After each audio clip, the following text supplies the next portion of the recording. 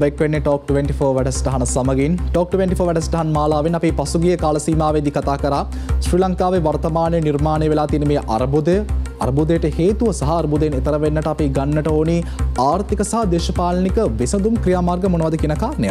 එතකොට අර්බුදයකින් අපි එතර වෙද්දී අර්බුදයට ඕන කරන ආර්ථික දේශපාලනික විසඳුම් තියෙනවා වගේම මේ අර්බුදයෙන් එතර වෙන්නට නම් අපිට තියෙන්නට ඕනි මානසික චින්තනයක්, ඒ වගේම සංහිඳියාවක්, සහයෝගිතාවක් සහ දැක්මක්. ඉතින් මේ සහයෝගිතාව, සංහිඳියාව මිනිසුන්ට හුරු කරන්නේ නිතැනින්ම ආගමින් සහ දහමින්. ඒ නිසා මේ අර්බුදයෙන් එතර වෙන්නට අපි කොහොමද සංහිඳියාව ප්‍රගුණ කළ යුත්තේ කියන කාරණය කතා කරන්නට අද අපි අපේ ටොක් 24 වැඩසටහන් ටොක් 24 මැදිරියට බොහොමත්ම ගෞරවයෙන් යුක්තව ආරාධනා කරා අගරදගුරු පදවියේ ජනසන්නිවේදන අධ්‍යක්ෂ ගරු ජෝඩ් ක්‍රිෂාන්ත පියතුමන්. පියතුමනි ආයුබෝවන් ඔබතුමන්ට බොහොම ස්තුතියි අපේ වැඩසටහනට සම්බන්ධ වුණාට. මම කැමති අපේ සාකච්ඡාව මේ ආකාරයෙන් පටන් ගන්නට. දැන් වර්තමාන ශ්‍රී ලංකාව තුළ නව ප්‍රවණතාවක් නිර්මාණය වෙලා තියෙනවා. තරුණ තරුණියෝ, උද්ඝෝෂකයෝ විවිධ වයස් සීමාවල පුද්ගලයන් පාරට ඇවිල්ලා ආණ්ඩුවට විරෝධීව උද්ඝෝෂණ කරනවා. ඔබ වහන්සේ ඔබතුමා කොහොමද දකින්නේ මේ උද්ඝෝෂණ ව්‍යාපාර පිළිබඳව? 1983 පටන් ගත්තු ඒ කැරැල්ල ත්‍රස්තවාදී කැරැල්ල. ඉතින් ඒ වගේම තමයි ඊට පස්සේ 88 89 කාලේ ජනතා විමුක්ති පෙරමුණේ එකතු වෙලා ඒ තරුණ තරුණයන් කරපු කැරැල්ල. ඉතින් ඒ කැරලි වලට අරගල වලට හාස්පසින්ම වෙනස් අරගලයක් තමයි මේ දවස්වල අපි දකින්නේ. ඒකද ඒ වෙනස්කම් අපි කියනවා නම් දැන් ඒ කැරලි හැම එකකම අපිට පැහැදිලිව පේන නායකත්වයක් තිබෙන නායකත්වයේ විසින් ඒ කැරල්ල සිදු කරන අයව මෙහෙව්වා. එතකොට මේ කැරල්ලේ පැහැදිලි නායකත්වයක් නැහැ. මම හිතන්නේ නායකත්වයක් නැතිව කැරැල්ල ආරම්භුණු එක හොඳයි. නායකත්වයක් තිබුණම අපි ඒ නායකත්වයට පක්ෂග්‍රාහී වෙලා ඒ නායකත්වයේ න්‍යාය පත්‍රය ඉටු කරන්නට තමයි මේ කැරැල්ල ඉදිරිපත් කරන්නේ. ඉදිරියට ගෙන යන්නේ. නමුත් දැන් මෙතන නායකත්වයක් නැති නිසා මෙතන තියෙන සුවිශේෂ භාවයක් ඒක හොඳයි. එතකොට ඊළඟ දේ තමයි මේ කැරැල්ලට සහභාගී වෙන අය. ඇත්තටම පහුගිය ඒ කැරැලි වලදීත් සහභාගී වුණේ තරුණ තරුණයන්. මොකද තරුණ තරුණයන් කියලා කියන්නේ අලුත් දෙයක් බලාපොරොත්තු වෙන, විශේෂයෙන්ම රටට ආදරය කරන, ඒ වගේම අනාගතයේදී රට පාලනය කරන කොට්ටාශය. එතකොට ඒ අය තුලින් නැගෙන්නා වූ අරගලය අතිශයින් වැදගත් වෙනවා. ඒ රටකට ඒක හොඳ හිතවාදී අරගලයක්. ඒ වගේම තමයි දැන් මේ අරගලයේ අරමුණ මොකක්ද කියන එක. අරගලය ඉස්මතු වෙන්නේ ඇයි කියන දේ. දැන් අපේ අනිත් හැම අරගලයක්ම ඉස්මතු වුණේ දේශපාලන න්‍යාය පත්‍රයක් මත. දැන් මේ අරගලයේ කිසිම දේශපාලන න්‍යාය පත්‍රයක් නැහැ. අපගේ රටේ ජනතාවගේ අවශ්‍යතාවයන් සඳහා පිබිදුණු අරගලයක් තමයි අපි දකින්නේ. එතකොට ඒකත් හොඳ රැල්ලක්. ඒ කියන්නේ හොඳ පරමාර්ථයක් මේ අරගලය සාධාරණීකරණය කරන්නට හොඳයි කියලා කියන්නට. ඒ වගේම තමයි රවිදු දැන් මම කිව්වා නායකත්වයක් නැතුව පටන් ගත්තු එක හොඳයි. එහෙම තමයි වෙන්නට ඕනේ අරගලයක්. ඒක තමයි සාර්ථක අරගලයක්. රටකට ජාතියකට හිතවාදී අරගලයක් වෙන්නේ එහෙම. නමුත් අරගලය එහෙම කරගෙන එද්දී යම් කිසි නායකයින් පිරිසක් බිහි වෙන්නට ඕන. එහෙම නොවුනොත් රවිදු වෙන්නේ දැන් මේකේ අරමුණක් නැහැ. මේ අරගලයේ යෙදෙන තරුණ තරුණියන් වෙනතකට යොමු වෙනවා නම් ඒ අයව පාලනය කරන්නට යම් කිසි කණ්ඩායමක් නැහැ. එහෙම වුණාම අයාලේ යනවා මේ අරගලය. එතකොට නිකම්ම මේ මොකක්ද අරමුණ කියන දේ අපිට පැහැදිලි කිරීම වෙන්නේ නැහැ. ඒක නිසා මේ මොහොතේ මම බොහොම පැහැදිලි කියන්නේ නායකත්වයක් නැතිව අරගලේ ආරම්භ වුණු එක බොහොම හොඳයි. නමුත් මේ අරගලය පටන් ගත්තට පස්සේ හොඳ නායකත්වයක් දෙන්නට ඕනේ. ඒ කියන්නේ මේ අරගලයේ යෙදෙන තරුණ තරුණියන් කැමති, ඒ වගේම රටට ආදරය කරන බුද්ධිමත් පිරිසක් එකතු වෙලා මේ අරගලයට නායකත්වයක් දෙන්නට ඕනේ. එතකොට තමයි මේ අරගලය නියම දිශාවකට අරගෙන ගිහිල්ලා ඒක සාක්ෂාත් කරගන්නට පුළුවන් වෙන්නේ. ඒක නිසා මම දකිනවා මේ අරගලයේ මෙන්න මේ විදිහට හොඳයි. ඒ නායකත්වයක් මේ වෙලාවේ නායකත්වයක් ඇති වුණා නම් ඒක අපේ රටට බොහොම යහපත් ඵලදායී අරගලයක් බවට පත් වෙනවා. එතකොට පියතුමනි දැන් මේ කාල සීමාව අපිට දක්නට ලැබෙන කාරණේ තමයි හිම ලොකු නායකත්වයක් මේ අරගලයට අපිට දක්නට ලැබෙන්නේ නැහැ. අපි හිතමු අපිට යම්කිසි නායකයෙක් මේ අරගලයට මතු වුණා. එතකොට මේ අරගලයේ නායකයාත් එක්ක මේ අරගලය කොතැනටද අපි අරන් යන්නට ඕනි? ඒක නිසා තමයි කොතනට අරන් යන්නට ඕනේ කියන කාරණේ පැහැදිලි කරගන්නට තමයි එක පැත්තකින් නායකත්වයක් ඕනේ. අනෙක් පැත්තෙන් මම නායකත්වයක් ඕනයි කියලා කිව්වේ. දැන් මේ තරුණ තරුණියෝ කැරැල්ලකට ආයුධ අතට ගන්න තත්වයකටපත් වුණොත් එහෙම නැත්නම් ජනතාවට හිංසා පීඩා කරන තත්වයකටපත් වුණොත් එහෙම නායකයින්ට අපේ රටේ නායකයින්ට පීඩා කරන තත්වයකටපත් වුණොත් මේවා වළක්ව ගන්නට නායකත්වයක් තියෙන්නට ඕන. මොකද තරුණ තරුණයන් කියලා කියන්නේ තමන්ගේ හැඟීම් වලට ඉඩ දීලා බොහොම අරගලකාරී විමුක්තිගාමික ඒ කටයුත්තක යෙදෙන අයනේ. ඉතින් ඒක නිසා නායකත්වයක් ඕන. ඒ වගේම රවිදු කිව්වා වගේ අරමුණ කරා යන්නට. දැන් අපි අරමුණ කරා යන්නට කියන කාරණය පාදක වෙන්නේ ඇයි මේ කැරැල්ල මේ අරගලය ඇති වුණේ කියන තැන අපි හොඳින් තේරුම් ගන්න ඕන. දැන් මේ අරගලය රවිදු ඇති වෙන්නේ නිරායාසයෙන්. ඒ කියන්නේ මාස ගණනක් කවුරුත් ප්ලෑන් කරලා සැලසුම් කරලා මෙන්න මේක නිසා අපි මෙන්න මේ අය එක්ක පටන් ගමු කියන සැලසුමක් මත නෙමෙයි මේක පටන් ගන්නුනේ. මේක පටන් ගන්නේ ජනතාවගේ දුක වේදනාව බඩගින්න ප්‍රශ්න කියන මේ දේවල් තුල ජනතාව මිරිකිලා ඉඳලා ඒ තුලින් නැගෙන අඳෝනාව වේදනාව දරා ගන්නට බැරි ඒ තත්ත්වය පාලනය කර ගන්නට බැරුව ගිය තැන ඒක පුපුරා යනවා. එතකොට ඒ ඔස්සේ තමයි මේ අරගලය ආරම්භ වෙන්නේ. දැන් මේකට බොහොම ප්‍රායෝගික කරුණු මම එකතු කරුවොත් එහෙම දැන් අපේ රටේ පහුගිය දවස්වල අපි දැක්කා පොහොර රසායන පොහොර තහනම් කෙරුවට පස්සේ අපේ මේ අහිංසක ගොවි ජනතාව සාමාන්‍යයෙන් දේශපාලනය පක්ෂ දේශපාලනයට ලැබි වෙලා කටයුතු කරන අය නෙමෙයි.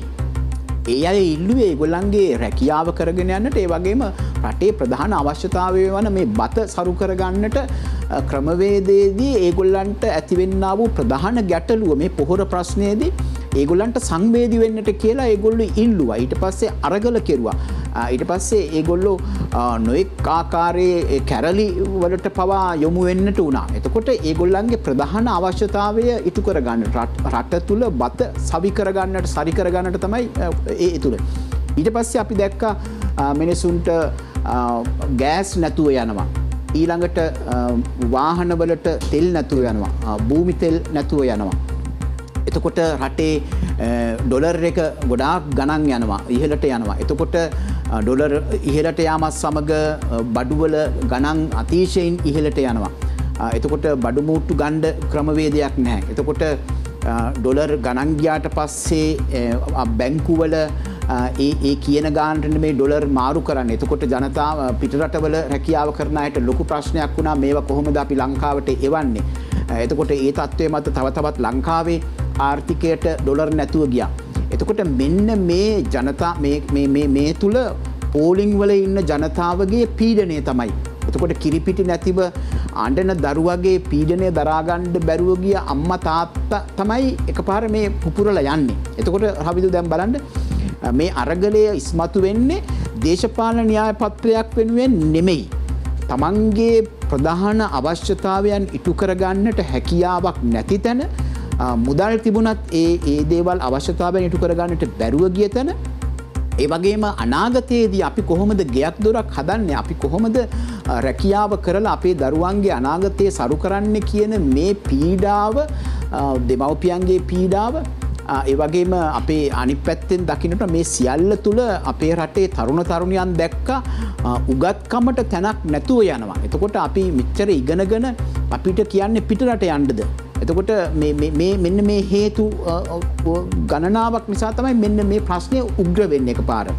එතකොට මේ ප්‍රශ්නේ දරා ගන්නට බැරුව ගිය තැන පුපුරලා යනවා. පුපුරලා යන්නේ පුංචි කණ්ඩායම් එකතු වෙලා අරගල කරන්න පටන් ගන්නවා. අපිට තෙල් නෑ. මේ තෙල් පෝලිං වල පළමුවෙන්ම ගෑස් පෝලිං වල පටන් ගත්තු අරගලය. එතකොට ඒක ලොකු අරගලයක් බවට පත් වෙනවා.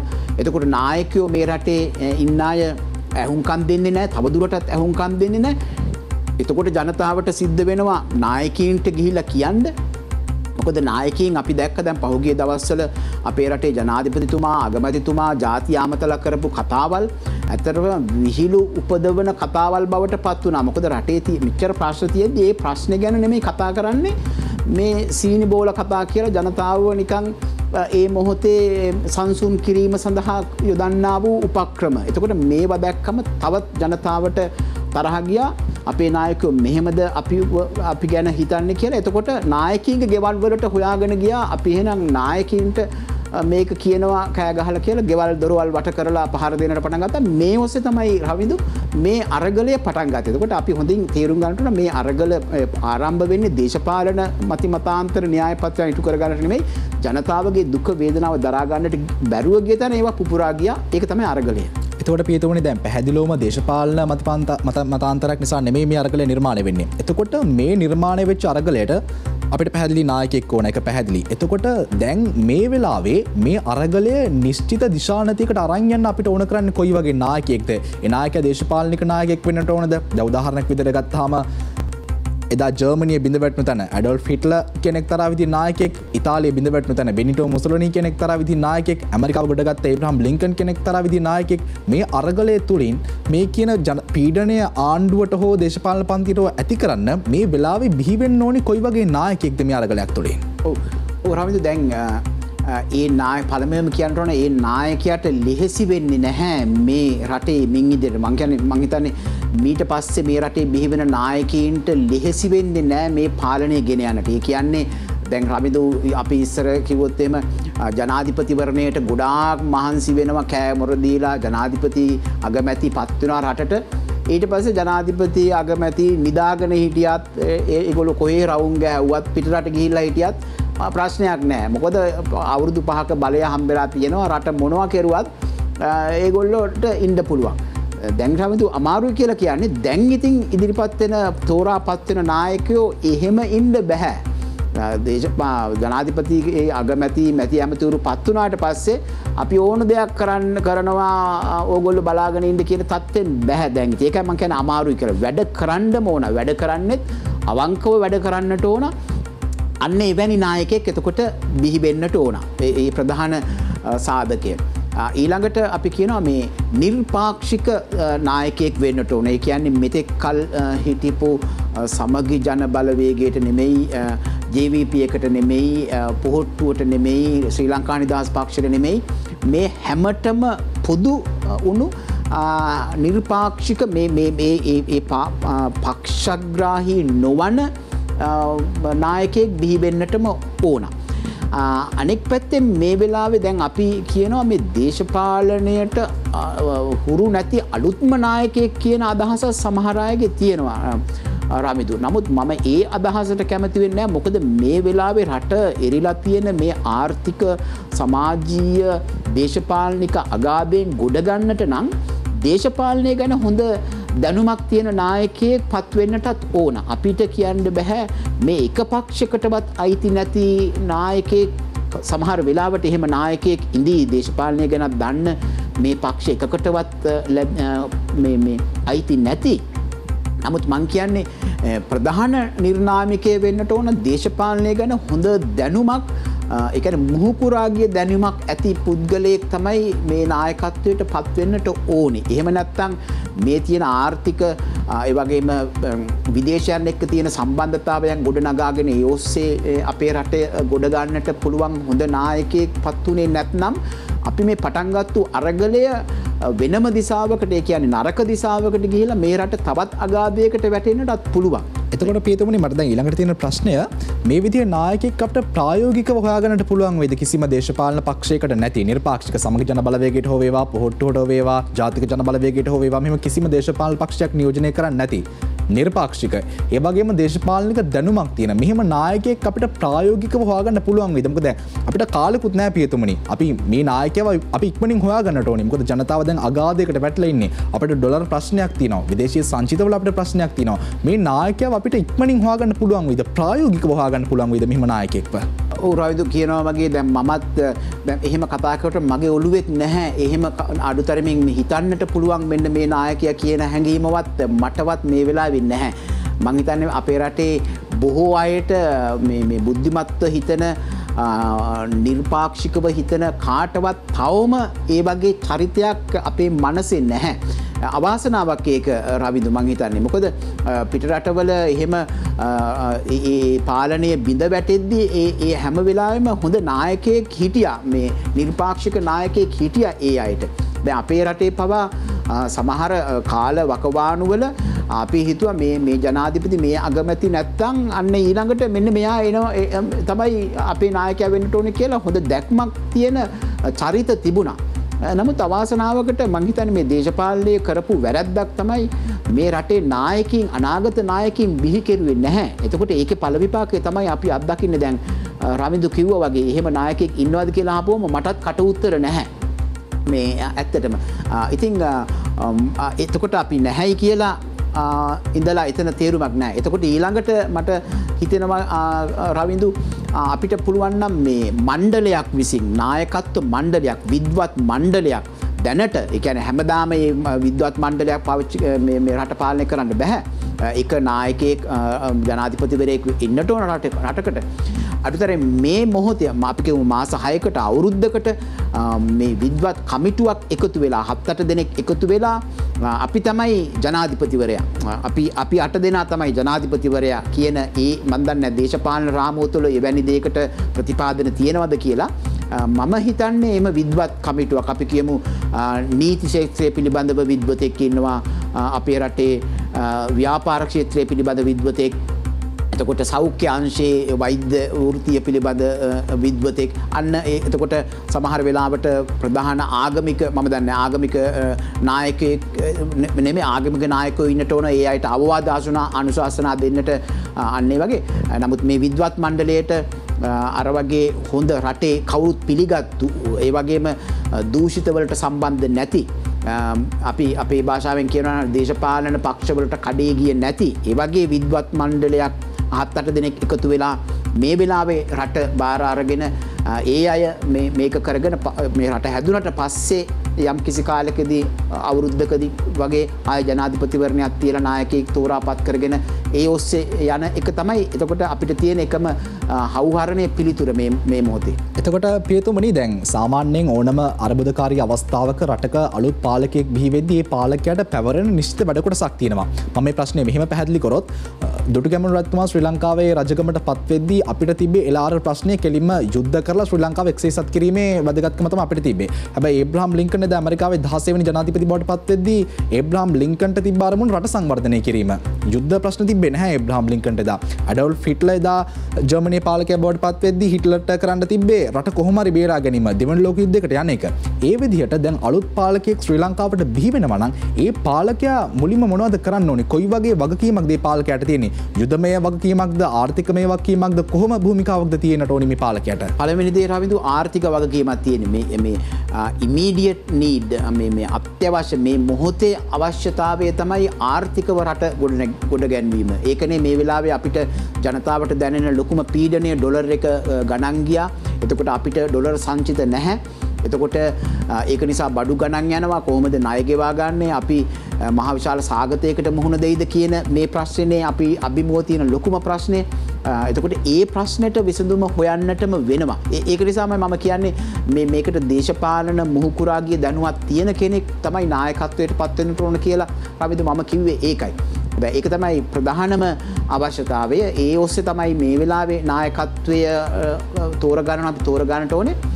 ඊට පස්සේ අපි දකිනවා මේ දේශපාලන මේ ජරා ජීර්ණ වුණු මඩ ගොහරුවක වැටුණු දේශපාලන අගාධයකත් අපි වැටිලා ඉන්නවා. ඊට පස්සේ තමයි එතනින් ගොඩ එන්නට ඕනේ. ඊට පස්සේ අනෙක් ක්ෂේත්‍ර අපගේ රටේ තියෙන ප්‍රවාහන සේවය, සෞඛ්‍ය අංශය, අධ්‍යාපන ක්ෂේත්‍රයේ මේවත් ගොඩාක් අඩාල වෙලා තියෙන අවුරුදු ගාණක් තිස්සේ මේ පක්ෂ දේශපාලනයට උවමනා විදියට මේවා හසුරුවන්නට ගිහිල්ලා ඒ ක්ෂේත්‍ර හැම එකක්ම කඩා වැටිලා තියෙන්නේ. ඊට පස්සේ තමයි ඒවා ගොඩ ගන්නට අවශ්‍ය වෙන්නේ.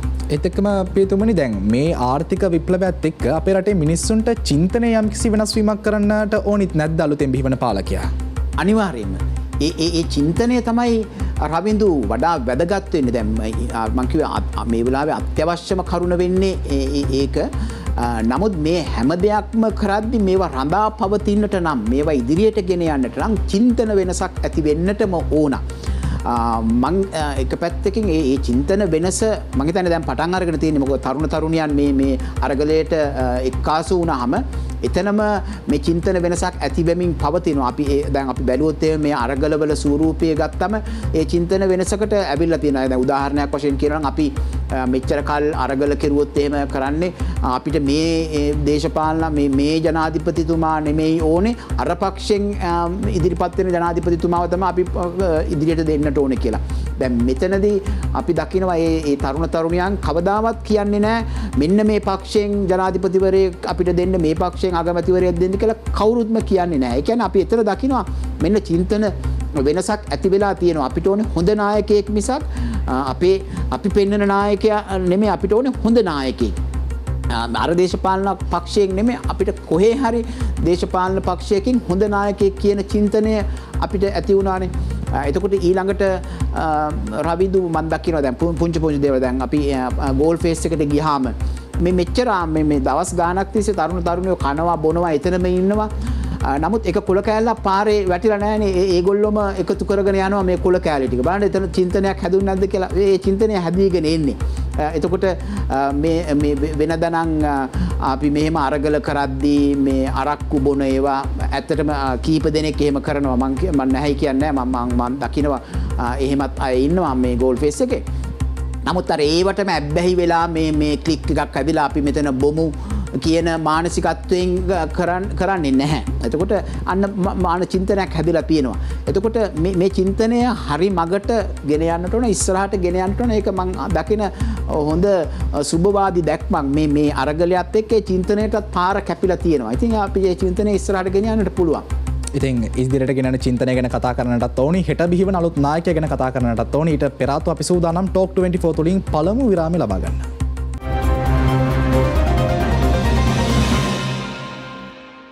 ඔබනවතත් ටෝක් 24 වැඩසටහන සමගින් අපි අවසන් විනාඩි කිහිපයකට ළඟ අපනේ. පිටුමනේ අපි කතා කරමින් හිටිය බොහොම කාලෝචිත තැනකට අපි කතාව නැවතත් රැගෙන එනවා. දැන් මේ ජනතාවගේ විරෝධතා අරගල ආරම්භයේදී ආගමික නායකයන් කිසිදු බේදකින් තොරව එකට අත්වල බැඳගෙන කටයුතු කරා. නමුත් දැන් විරෝධතාවයේ දවස් 1 2 3 4 5 මෙහෙම ගෙවිලා යද්දී යම්කිසි කම ඇදිල්ලක් තියෙනවා දෝ කියලා පිටින් බලද්දී පුංචි සැකයක් මතුවෙනවා.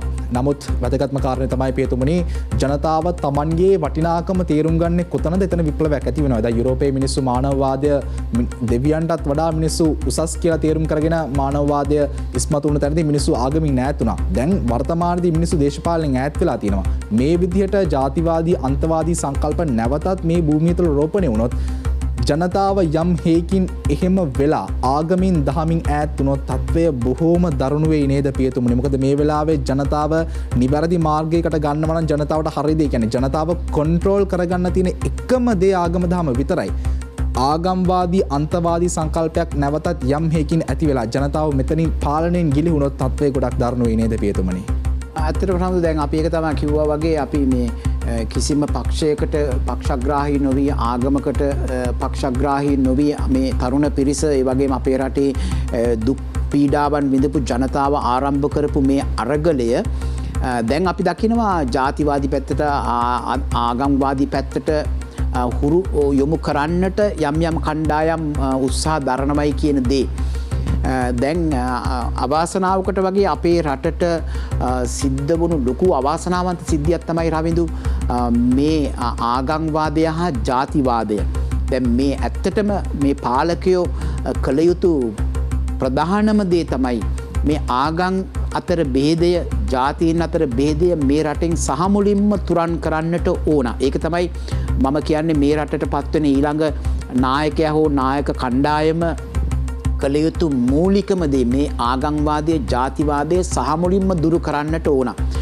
මේ තරම් කාලයක් අපේ රටට වින කළේ මේක තමයි. මේක වින කළේ ඇත්තටම වෙන කවුරුත් නෙමෙයි දේශපාලනඥයෝ. දේශපාලනඥයෝ තමන්ගේ ඡන්ද ගොඩ වැඩි කර ගන්නට තමන්ගේ බලය පවත්ව ගන්නට කරපු උපක්‍රමශීලී ක්‍රියාවක් තමයි. මොකද අපේ රටේ ජනතාව මේ ජාතිය කියන දෙයට ආගමට හරි සංවේදී මිනිස්සු. පිට රටවල් වල ආගේ නැහැ. ඇමරිකාව ගත්තොත් එහෙම විවිධ භාෂා කතා කරන විවිධ ආගම් කතා කරන විවිධ ජාතීන්ට ආйти ගොඩාක් අය ඉන්නවා. කවදාවත් ඒගොල්ලෝ හිතන්නේවත් නැහැ, බලන්නේවත් නැහැ මෙයාගේ ආගම මොකද්ද, මෙයාගේ ජාතිය මොකද්ද කියලා බලන්නේ. නමුත් අවාසනාවකට වගේ අපි මේ තුන්වන ලෝකේ රටක් විදියට අපි මේ ආගමට ජාතියට හරි සංවේදී මිනිස්සු. එතකොට මේක දන්න දේශපාලනඥයෝ මේක උපක්‍රමශීලීව යොදා ගන්නවා තමන්ගේ පාලනය බලය පවත්වාගෙන යන්නට. ඒතර පියතුමනි බොහන්සේ කියන්නේ මේ ආගම්වාදය සහ ජාතිවාදයේ ඇවිස්සීම යම්කිසි ආණ්ඩුවක් බලයේ සිටීමට සහ ඒ බලය පවත්වාගෙන යාමට යොදන උපක්‍රමයක්. ඔව් දැන් මෙතනදිත් අපි දකින්නේ රමිදු කිව්වා වගේ දැන් ආගමකට පක්ෂයකට ලැබියාවක් නැතිව ආරම්භ වුණු මේ අරගලයට දැන් දේශපාලනඥයෝ දන්නවා හොඳම මේ අරගලය නසන්නට විනාශ කරන්නට මේ අරගලය දිය කර හරින්නට තිබෙන හොඳම උපක්‍රමය තමයි මෙතනට ආගම්වාදයේ රිංගවීම. එතකොට අපි දකිනවා දැන් ඊයේ පෙරේද අපි දකිනවා මේ අපගේ සමහර ආගමික නායකයින් මේ ආගම තමයි මේක අරගලය පටන් ගත්තේ කියලා ඒ ආගමික නායකයාට පහර ගන්නට උත්සාහ කරනවා. ඒ ආගමේ අයට දෝෂාරෝපණය කරන්නට උත්සාහ කරනවා. එතකොට අපි දකිනවා අපි රමිදු මම පෞද්ගලිකව දන්නවා මේ තත්ත්වය නිර්මාණය කරුවේ මේ දේශපාලනඥයෝමයි. දේශපාලනඥයෝ මේ අරගලය දියාරු කරන්න ඕන නිසා මෙන්න මේ ආගමික නායකින් කොටසක් දාලා අනිත් ආගමට පහර ගන්නවා. ඒ ආගමට අයව නායකත්වයේ විවේචනය කරනවා. එතකොට මේක කරන්නෙම තමන්ගේ මේ බලය පවත්වාගෙන යන්නට මේ අරගලය දියාරු කරන්නට. ඉතින් ඒක නිසා පළමුවෙන්ම අපේ ජනතාවට දැනුවත් කරන්න ඕන මේවට හසු වෙන්නට එපා. ඒ වගේම මේවා පස්සේ මේ දේශපාලනඥයින් පස්සේ යන ආගමික නායකයින්ට මම කාරුණිකව කියන්නට ඕන මේ දේශපාලනඥයින්ගේ මේ ක්‍රියාකාරකම් වලට හසු වෙන්නට එපා. සමහරට මුදල් වලට එහෙම නැත්නම් වාසි වලට හසු වෙන්නට එපා. මොකද මේක ජාතික කර්තව්‍යයක්. මෙතනදී අපි රට හදාගත්තේ නැත්නම් නිවැරදි මාවතකට ගෙන ගියේ නැත්නම් අය කවදාවත් අපිට මේ රට හදාන්නට බෑ. අගාධයටම යනවා. ඒක නිසා අපේ ආගමික නායකයින්ගෙන් මම බොහොම බැගෑපත්ව ඉල්ලා සිටිනවා මේක ජාතිවාදී ආගම්වාදී අරගලයක් කියලා හංබඩු ගහන්නේ නැතිව ජනතාවගේ අවශ්‍යතාවයන්ගේ මතුවුණු මේ අරගලය ජනතාවගේම අභිමතාර්ථයන් ඉටුවන පරිදි මේක ගොඩනැගෙන්නට ඉඩ දෙන්නට කියලා මං ඉල්ලා සිටිනවා. ඒත් එක්කම තමයි පියතුමනි බොහෝ දෙනෙක් මේ කාල සීමාවේ දැන් පහුගිය කාල සීමාවේ ඉඳන් මතු කරන කාරණයක් තමයි අපි අහන්නට දකින්න ලැබුණු කාරණයක් තමයි අන්තවාදීන් කියන කොටස. දැන් බුදුරජාණන් වහන්සේගේ කාලයේත් යේසුස් ක්‍රිස්තුස් වහන්සේගේ කාලෙත් ඕනම ආගමක ජාතියක අන්තවාදීන් ඉන්නවා. ඇතුළටම ගිය පිරිසක් ඉන්නවා. ඇත්තටම වර්තමාන සමාජයේත් මෙහෙම අන්තවාදීන් කියලා කොටසක් ඉන්නවද? එහෙමත් නැත්නම් මේකත් තව යම්කිසි පාර්ශවයක් විසින් මවපාන බිල්ලෙක්ද? අන්තවාදය ඇත්තටම දේශපාලනඥයින් විසින් ගොඩනගන ලද්දක් රමිදු. මං පහුගිය කතාවේ මට අමතක වෙච්ච දෙයක් තියෙනවා රමිදු කියන්නේ. දැන් අපි මෙතෙක් කල් අපේ රටේ ජනතාව මේ ආගමික නායකයින් පිළිබඳව තමයි ලොකු විශ්වාසයක් තියාගෙන ඉන්නේ. දැන් අර අපි ඉස්සරින් කිව්වා වගේ මේ ජාතිවාදය ආගම්වාදය ආගමික නායකයින් විසින් අවුස්සන තත්වයකට ආවොත් එහෙම මේ අපේ තරුණ තරුණියන් ආගමනුත් බැහැර වෙනවා. ආගමික නායකයින්වත් ප්‍රතික්ෂේප කරලා ඔවුන් කියනවා අපිට මේ ආගමික නායකයින් එපා කියන තත්වයකට එනවා රවින්දු ගෝගේ. එතකොට ඒ තත්වයට ආවොත් එහෙම මේ ජනතා කැරැල්ල විතරක් නෙමෙයි අනාගතයේ බිහිවන ජනතාව පවා ආගමික නායකයින්ව විශ්වාස කරන්නේ නැහැ කියලා කියන්නේ ආගම් ප්‍රතික්ෂේප කිරීම මට්ටමකට එනවා. එතකොට මේක හරි භයානකයි. එතකොට අපිට තියෙන ප්‍රධානම හවුහරණය ආගමකට සීමා වෙලා ආගමික රාමුවක් තුල ජීවත් වීම මේක නැතුව ගියොත් එහෙම අපේ රට අර ගාල කඩාගත්තු හරක් පට්ටිය වගේ අපේ මනස අපි එකිනෙකාගේ ජීවිතයන් විසිරීලා ගිහිල්ලා අපි කොහේ යන තත්වයකට පත් වෙයි දන්නේ නැහැ. ඒක නිසා රවින්ද කිව්වා වගේ ඒක නිසායි මමත් කිව්වේ මේ ආගම්වාදය අවුස්සන්නට එපයි කියන තත්වයට ආවේ. අන්තවාදය කියන දේ අපි මං කිව්වේ මේ දේශපාලනඥයින් විසින් තමයි මේ අන්තවාදය හැම වෙලාවෙම නිර්මාණය කරන්නේ. තමන්ගේ අභිමතාර්ථයන් ඉටු කරගන්නට අන්තවාදය පෝෂණය කිරීම. ඒ කියන්නේ ආගමක් වෙන්නට පුළුවන් ජාතියක් වෙන්නට පුළුවන් ඊට ලැබි ඒ කොට්ටාසයක් ඉන්නවා. දැන් අපි සාමාන්‍ය ආගම අදහනවා වගේ නෙමේ රවිදු සමහර කොට්ටාසයක් ඉන්නවා ආගම වෙනුවෙන් ජීවිතය හරි පූජා කරන මට්ටමේ කට්ටියකුත් ඉන්නවනේ. ජාතිය වෙනුවෙන් ජීවිතය පූජා කරන මානසිකත්වයක් තියෙන කට්ටියකුත් ඉන්නවා. එතකොට එහෙම කට්ටිය හිටියයි කියලා ප්‍රශ්නයක් නැහැ. නමුත් දැන් ඒකයි ඒ වගේ අයව තෝරගෙන දේශපාලනඥයෝ මොකද කරන්නේ? ඒ අයව පෝෂණය කරනවා. ඒ අයට ප්‍රතිපාදන දීලා මුදල් දීලා ඒ අයව පෝෂණය කරනවා. දැන් මම කතෝලික නම් කතෝලික නොවන අයට පහර ගහන්න. මම සිංහල නම් සිංහල නොවන අයට පහර ගහන්න මේ අයව යොදා ගන්නවා. එතකොට තමයි මෙතන අන්තවාදය භයානක ආකාරයෙන් ගොඩ නැගෙන්නේ. ඒක අපේ රටේ සිද්ධ වුණා. දැන් දමිළ සිංහල යුද්ධෙදී ඒක වුණා. අපේ පාස්කු ප්‍රහාරයෙන් පස්සේ මුස්ලිම් සිංහල මුස්ලිම් කතෝලික අරගලයක් ඇතිවෙන්නට මග පෑදුනා. ඒක උනේ අර ඒ අයගේ චින්තනයට වැඩිපුර යමක් දේශපාලනඥයින් විසින් දාලා හරි ඕගොල්ලෝ දැන් අරගලන්ට පහර දෙන්න කියන මට්ටමකට එන නිසා. එතකොට මේ මානසිකත්වෙනුත් අප මිදෙන්නට ඕන. එහෙම නැත්නම් අපේ රටට මෙච්චර කල් වින කරපු මේ අන්තවාදය, ආගම්වාදය, ජාතිවාදය එක්ක බිහි වෙන අන්තවාදය තුල අපි නැත්තටම නැතිවන ජනතාවක් බවට පත් වෙනවා අනාගතයේදී. පීතුමනි මට ලැබිලා තියෙන කාලය බොහොම සීමිතයි. විනාඩි 3කට ආසන්න කාලයක් මට තියෙනවා. නමුත් ඊට පෙර ආතුව මේ ප්‍රශ්නේ පිළිබඳවත් අනිවාර්යයෙන්ම පියතුමාන්ගේ විමසන්නට ඕනි. දැන් පෞද්ගලිකවම බෞද්ධ ආගමේ කියනවා සංස්කාරක ධර්මයන් නැසන සුළුින් උපමාව කුසල දහම් සම්පාදනය කරන්න කියලා. කතෝලික ආගමේ කියන අසල්වැසියට ප්‍රේම කරන්නට කියලා. පෞද්ගලිකව මම ත්‍රිපිටකය පරිශීලනය කරලා තියෙනවා, බයිබලය පරිශීලනය කරලා තියෙනවා, අල් කුරානය කියවලා තියෙනවා. මේ කිසිම ආගමක සඳහන් වෙන්නේ නැහැ නේද පියතුමනි? තමන්ගේ ආගම උසස් අනිත් ආගම් පහත් මෙහෙම දෙයක් කොතනවත් ආගමක් ඇතුළේ සඳහන් වෙන්නේ නැහැ නේද? රවිදුක වගේ දැන් මගේ ආගම ගැන මම දැනුමක් තියෙන හින්දා මම කියන්න. දැන් රවිදුත් කිව්වා ක්‍රිස්තුන් වහන්සේ කියලා තියෙනවා අසල්වැසියට ප්‍රේම කරන්න. දැන් ක්‍රිස්තුන් වහන්සේ කිව්වේ නෑනේ ඔබගේ ආගමේ අයට ප්‍රේම කරන්න. එහෙම නැත්නම් ඔයාට ගොඩක් ආදරය කරන අයට ප්‍රේම කරන්න. එහෙම කිව්වේ නැහැ. ක්‍රිස්තුන් වහන්සේ කියන්නේ අසල්වැසියට ප්‍රේම කරන්න කියලා. ඉතින් රවිදු අසල්වැසිය කියලා කියන්නේ අපේ ගෙවල් එහා පැත්තේ ඉන්න කෙනා නෙමෙයි. ක්‍රිස්තුන් වහන්සේ ඒ බයිබලයේ සඳහන් වෙන ආකාරයට ඒක නෙමෙයි අදහස. අසල්වාසියා කියලා කියන්නේ එදිනෙදා ජීවිතේ මට හමු වෙන ඕනම කෙනෙක් මගේ අසල්වාසියා.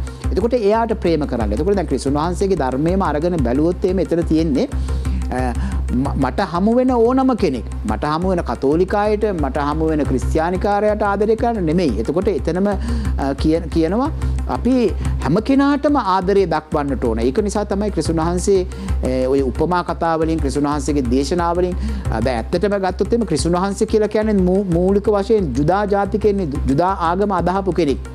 එතකොට ක්‍රිස්තුන් වහන්සේ මේ ජුදා ආගම අදහමින් ඉදි තමයි කියන්නේ කතෝලික අය ගැන කතා කරන්නේ නැහැ. මගේ දහමක් ගොඩනගන්න කියලා කියන්නේ නැහැ. ක්‍රිස්තුන් වහන්සේ කවදාවත් කිව්වේ නැහැ මගෙන් පස්සේ මේ වෙනම ආගමක් ඕගොල්ලෝ ගොඩනගන්නට කියලා කිව්වේ නැහැ. උන්වහන්සේ කිව්වේ ප්‍රේමය තුල ජීවත් වෙන්නට කියලා. මේ ප්‍රේමයේ කියපු උන්වහන්සේගේ කතා එකතු කරලා තමයි පස්සේ උන්වහන්සේගේ ගෝලයෝ මෙන්න මේ ආගම හදාගෙන මෙන්න උන්වහන්සේගේ ඉගැන්වීම අනුව ආගම හදාගෙන යන්නේ. නැත්තම් ක්‍රිස්තුන් වහන්සේ කිව්වේ නැහැ බෙහෙද වෙන්නට කියලා කිව්වේ නැහැ. උන්වහන්සේ කිව්වේ ප්‍රේම කරන්නට කියලා එක විතරයි.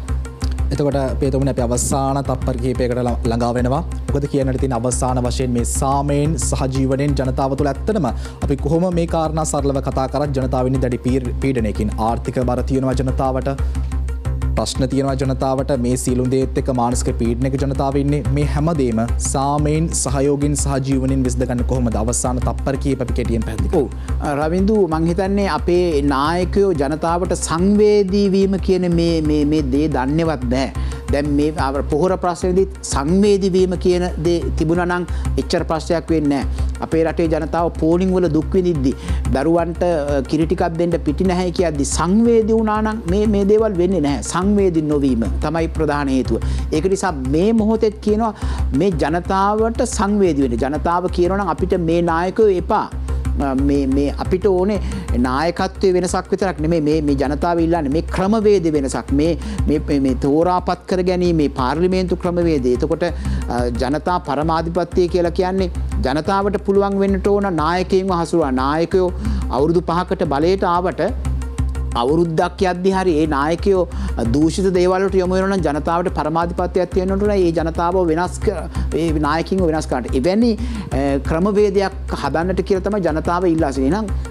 ඇත්තටම මේ වෙලාවේ ජනනායකයෝ එහෙම ඒ වගේම අපගේ මේ පොලිසිය හමුදාවේ ඉන්න ඒ නිලධාරීන් ජනතාවගේ පරමාධිපත්‍යය සුරකින්නට ජනතාවට සංවේදී වෙලා ඒ අය මොකද්ද ඉල්ලන්නේ? එහෙමනම් අපි බැහැපත් වෙලා හරි මම යන්නම්. ජනතාව මේ කැරලි ගහනවා නම් අපි ඒ ජනතාවට වෙඩි තියන්නේ නැහැ. ජනතාවව ආරක්ෂා කරමින් අපි එතන ඉන්නම් කියන මේ ක්‍රමවේදයට ආවොත් ඒක තමයි සංවේදී වීම. ඒ සංවේදී වීම තමයි මිනිස්සු බලාපොරොත්තු වෙන්නේ අපගේ නායකයින්ගෙන්.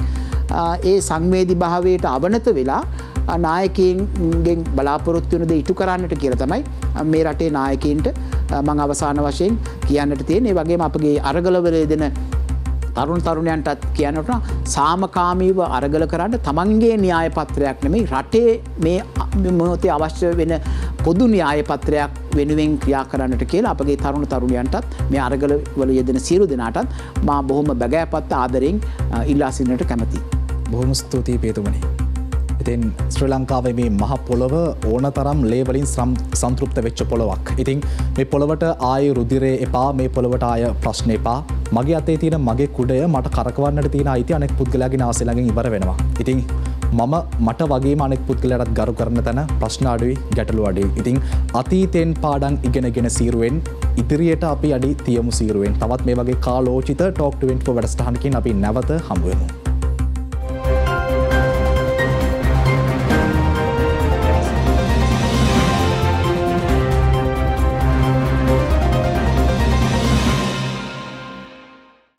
නවතත් Talk to 24 වැඩසටහන සමගින් අපි කතා කරමින් හිටියේ මේ අරගලයේ විප්ලවයත් එක්ක ජනතාවගේ චින්තනය මානසික මට්ටම කොහොමද වෙනස් වෙන්නට ඕනි කියන කාරණය. මම හිතනවා මේක බොහොම කාලෝචිතයි කියලා. මොකද එදා අපේ දේ අකේ කරපු නැති ශ්‍රී ලාංකිකයෝ, අපිට සම්පත් ගොඩක් තියෙද්දී ඒවා අපි අපනයනයට යොමු වෙච්ච නැති ශ්‍රී ලාංකිකයෝ අද බොහෝමයක් වෙලාවට දේශාභිමාන ගීත අහනවා. අපේ රටේ දේවල් රස විඳින්නට පටන් අරගෙන තියෙනවා.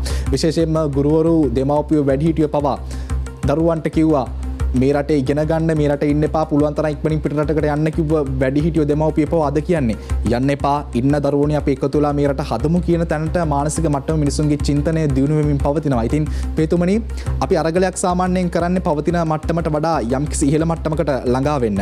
එතකොට භෞතිකව අපි දේවල් අපේක්ෂා කරනවා, ළඟා කරගන්නවා වගේම අපේ මානසික මට්ටම චින්තනයත් මේ විදිහට අපි දියුණු වෙමින් ඉස්සරහට යන්නට ඕනේ නේද? කොහොමද මේක වෙන්න ඕනේ? ඔව් රවිදු, දැන් කියෝ වගේ දැන් අපි දේශාභිමාන ගීතයකට ඇහුම්කම් දෙද්දී අපිට අපේ දේශය ගැන හරි ආඩම්බරයක් ඇති වෙනවා. අපි කියනවා අපි ශ්‍රේෂ්ඨ ජාතියක්, අපේ රජවරු ඉතාමත්ම ශ්‍රේෂ්ඨ රජවරු ලෝකෙ කිසිම රටකට දෙවෙනි වුණේ නැහැ, මහා අභිමානයක් තියෙන අය කියලා අපි සන්තෝෂ වෙනවා. අපි ආඩම්බර වෙනවා. අපි රට ස්වයංපෝෂිත රටක් ඒ දවස්වල කියලා අපි ආඩම්බර වෙනවා. අපි කියනවා අපේ රට යුද ශක්තියෙන් අනුනයි වෙනත් රටවල් යටත් කරගන්න පුළුවන් යුද ශක්තියක් අපිට තිබුණා. අපිට දසමහා යෝධයෝ හිටියා, ඕන දෙයක් කරන්න පුළුවන්. ඒ වගේම තාක්ෂණයකින් අපි තාම දියුණු තත්ත්වයක හිටියා. අපි එතකොට අපගේ ප්‍රෞಢත්වය ගැන අපි ආඩම්බර වෙන්නේ, අපි කතා කරන්නේ ඉතිහාසය ගැන තියෙන, ඉතිහාසය තුළ තිබුණු ඒ ප්‍රෞಢත්වයක් ගැන. නමුත් අද වෙනකොට අපි ඇත්තටම වෙන රටවල් එක්ක සංසන්දනය කර බලද්දී රවිඳු අපි දකිනවා මේ ප්‍රෞಢත්වය කෞතුකාගාරයකට දාලා වහලා ඒ දිහා බලාගෙන අපි ආඩම්බර වෙනවා. නමුත් අපි හිතන්නට ඕන අපි ඒ ප්‍රෞಢත්වය ජීවත් කරවන අයද? ඒ කියන්නේ ලෝකෙට ආදර්ශමත් රටක් විදියට අපි ජීවත් වෙනවද? ස්වයංපෝෂිත ආකාරයෙන් අපගේ කෘෂි කර්මාන්තයේ තියෙනවද? ඒ වගේම අනිත් රටවලට අභියෝග කරන්න පුළුවන් යුද ශක්තියක් විතරක් නෙමෙයි, අපගේ සමාජීය දේශපාලන තත්ත්වයක් අපිට තියෙනවද? ඒ වගේම ඒ දවස්වල ශ්‍රේෂ්ඨ රජවරු හිටියා වගේ රටට ජාතියට ආදරය කරන ශ්‍රේෂ්ඨ නායකයෝ අපි ළඟ ඉන්නවද? නමුත් ඒක නෑ. මං කියව අර කෞතුකාගාරයට දාලා අපි ඒ දිහා බලාගෙන ආඩම්බර වෙනවා. ඒක නෙමෙයි හොඳ මානසිකත්වය.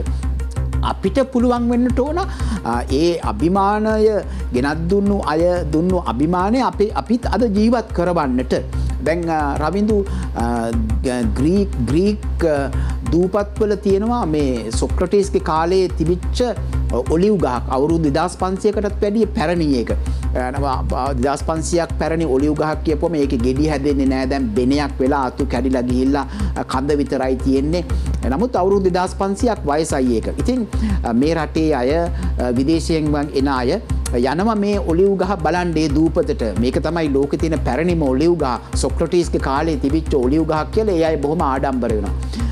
එතකොට එක ගත්කදුවරයෙක් ලියනවා දැන් මේ පැරණි කඩා වැටුණු දිරාපත් වුණු නමුත් යාන්තම් ජීවයේ තියෙන ඔලිව් ගහ පළදරන් නැති ඔලිව් ගහ බලන්නට මේ ජනතාව යන්නේ පළවලින් බරවුණු මහා විශාල ලස්සන ඔලිව් පළවලින් පිරුණු ඔලිව් ගස් තියෙන ඔලිව් වතු මැදින් තමයි මේ ගහ බලන්න යන්නේ.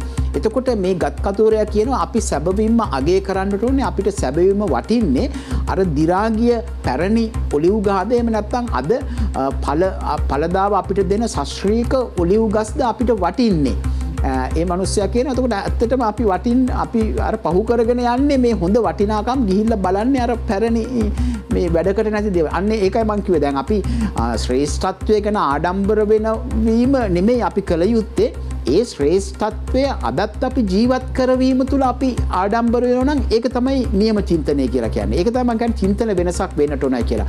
ඒ කියන්නේ අපේ මුතුන් මිත්තු කරපු දේවල් බලලා අපි ආඩම්බර වෙනවා විතරක් නෙමෙයි මුතුන් මිත්තන්ට වැඩියෙන් අපි ඒ අභිමානය අපි ස්වයං පෝෂිත වෙන්න අනිත් රටවලට අභියෝග කරන්නට හොඳ ආර්ථික මට්ටමක් ගොඩනගා ගන්නට අපි ශ්‍රේෂ්ඨ ජාතියක් කියලා අනිත් අයට පෙන්වන්නට අපි ජීවත් වෙනට මෙන්න මේ මානසිකත්වය අපි හදන්නට ඕන.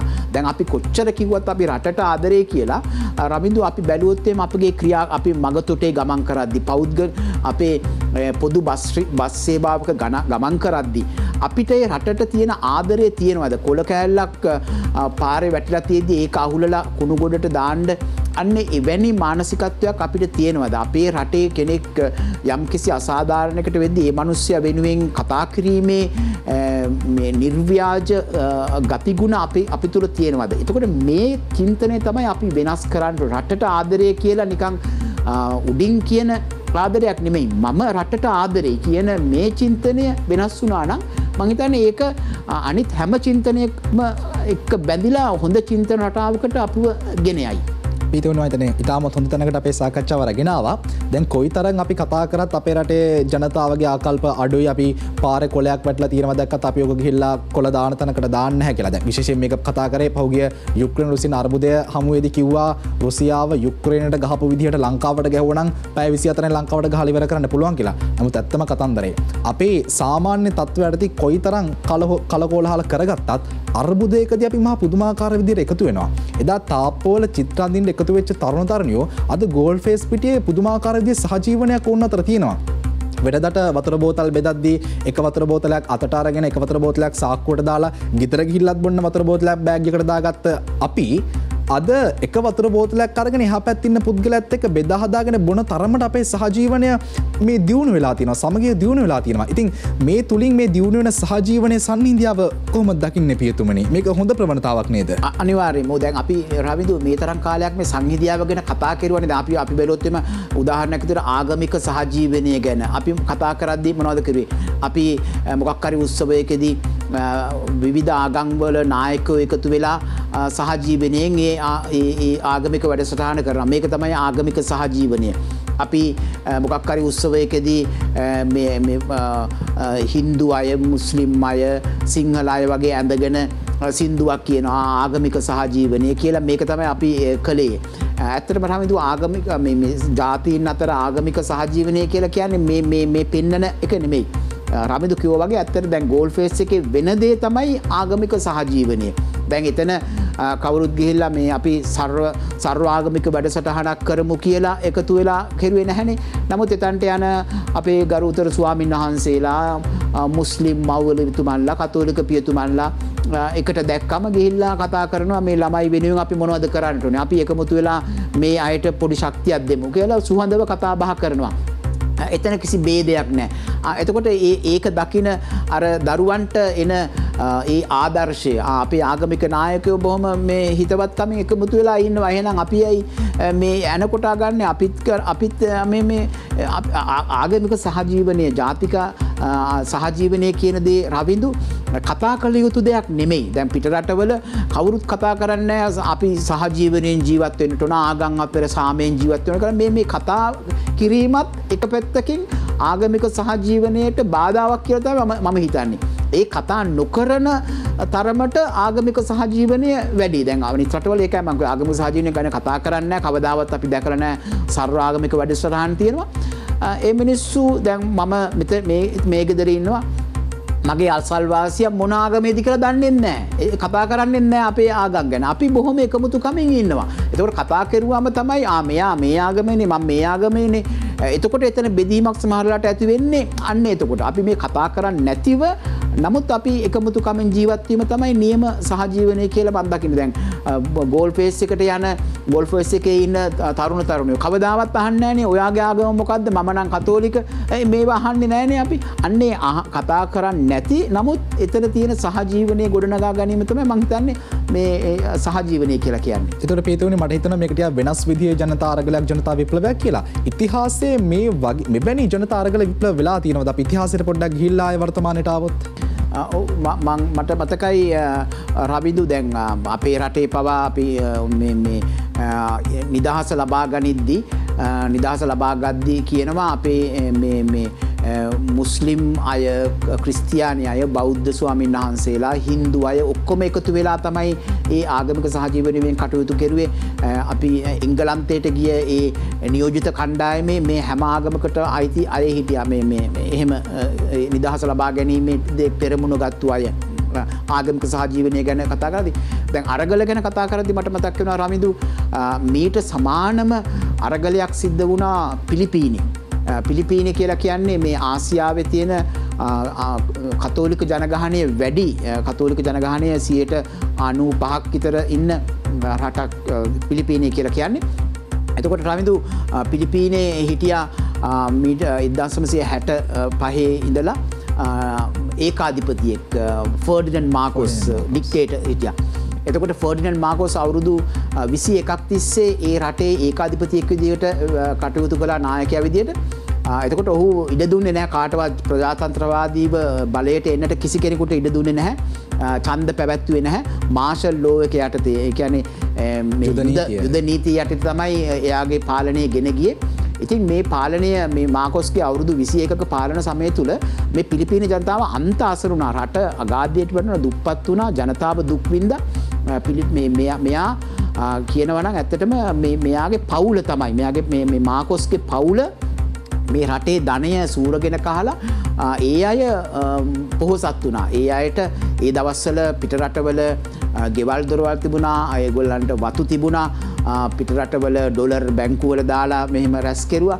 එතකොට ඒ ඔක්කොම රටේ ජනතාවගේ දුප්පත් ජනතාවගේ ධනය තමයි ඒ අය අරගෙන පාවිච්චි කෙරුවේ. ඉතින් ජනතාවට ඔයක ලොකු පීඩනයක් වෙද්දි මේ ජනතාව සැරෙන් සැරේ ඉල්ලුවා අපිට දෙන්න වෙන නායකයෙක්. අපේ රට නැත්තම් මේ අගාධයට යනවා.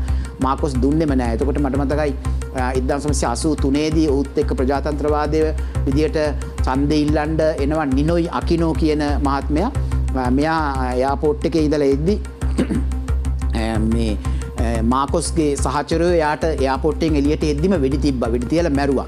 ඉතින් ඒක නිසා තමයි පිලිපීනේ මේ ජාත්‍යන්තර ගුවන් තොටුපළ නිනෝයි අකිනෝ කියන ගුවන් තොටුපළ විදියට තමයි නම් කරලා තියෙන්නේ. එතකොට දැන් ඉතිහාසගත කරුණක්කුත් තියෙනවා. මේ මාකෝස්ගේ පාලනය කොයිතරම් දූෂිතද කියනවා නම් මේ ලෝකෙ වැඩිම සපත්තු ජෝඩු තිබුණේ මාකෝස්ගේ බිරිඳ එමෙල්ඩා මාකෝස්ට තමයි. දැනට ලෝකෙ තියෙන වාර්තාව වැඩිම සපත්තු රවිදු විශ්වාස කරන්නේ නැහැ කිව්වොත් එහෙම සපත්තු ජෝඩු 1500ක් තිබුණා මේ එමෙල්ඩාට 1500ක් තිබුණා. ඒ කියන්නේ මේ අපි අඳින මේ කසිකබල්ලේව නෙමෙයි. දැන් පිටරටින් සල්ලි දීලා ගත්ත හොඳම වර්ගයේ සපත්තු ජෝඩු 1500ක්. ඒ කියන්නේ ඒ තරම් දූෂිතයි.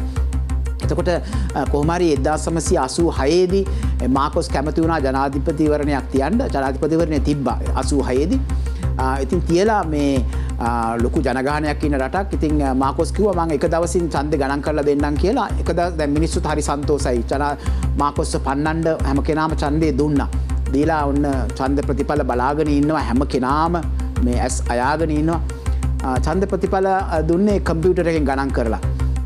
ඡන්ද ප්‍රතිඵල ආපුවම මොකද උනේ මාකෝස් දින්න ආයි මාකෝස් දිනලා. ඉතින් මිනිස්සු ආයිත් කඩාගෙන වටුණා. මේ මිනිස්සු කැරලි ගහන්න පටන් ගත්තා. අපි ඡන්දේ දුන්නේ මාකෝස්ට නෙමෙයි. ඒ පාර ඡන්දේ ඉල්ලුව අර මැරුණු මරපු නිනෝයි අකිනෝගේ භාර්යාව තමයි කොරාසින් අකිනෝ. එයා තමයි ඡන්දේ ඉල්ලුවේ මාකෝස් එක්ක. එතකොට අපි දුන්නේ කොරාසින් අකිනෝට. මිනිස්සු කිව්වා මේ මාකෝස් දිනලා තියෙන්නේ කොහොමද? ඉතින් මාකෝස් කියන්නේ හරි දරදඬු පාලකයෙක් මේ තමන් වටේ හමුදාව යාව තියාගෙන හිටපු නායකයෙක්. එතකොට මාකෝස්ට තදබල ලෙස බලපෑම් කෙරුවා මිනිස්සු. නමුත් මාකෝස් හැරෙන්නේ නැහැ.